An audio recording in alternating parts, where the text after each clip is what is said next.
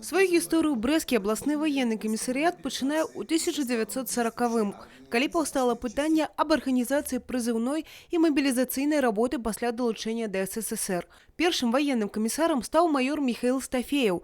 Ён гераічна загінуў падчас абароны Брэста 22 чэрвеня 1941-го. Военный комиссариат Брестской области уже традиционно занимает лидирующие места среди военкоматов нашей республики.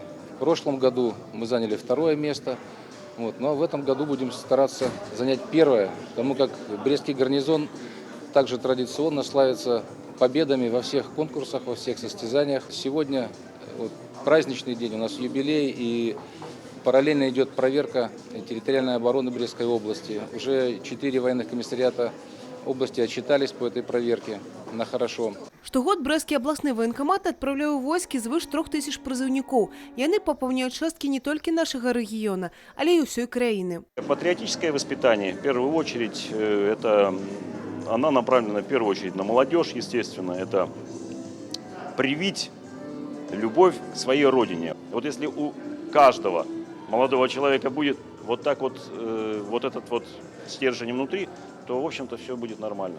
У святочный день словы подяки и узнагороды за самоотданную працу. Горжусь то, что родину защищаю, что имею свою семью, которая гордится своим отцом, и воспитываю таких же своих защитников. 2 сына у меня есть, которые готовы тоже защищать свою родину.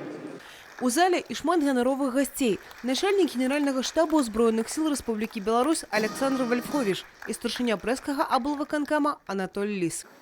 В нынешнее время задачи, которые стоят перед комиссариатом, я говорил уже, еще больше усложняются, наверное, в зависимости от тех вызовов и угроз, которые сегодня стоят перед и миром, и перед нашей страной. Одна из важнейших задач – это организация территориальной обороны, которая также лежит на плечах сотрудников военных комиссариатов. В этом году, в году 80-летия, в вашей области вручено знамя территориальной обороны. Оно сегодня на сцене. Мне хотелось бы в этот праздничный день пожелать ветеранам здоровья, успехов, сотрудникам военкомата, чтобы выполнялись те задачи по мобилизационной готовности, по призыву.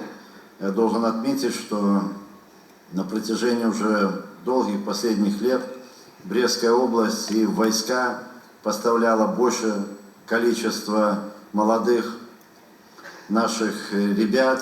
И приятно, что они везде хорошо несут службу. Евгения Мороз, Тигран Накопян, телерадиокомпания «Брест».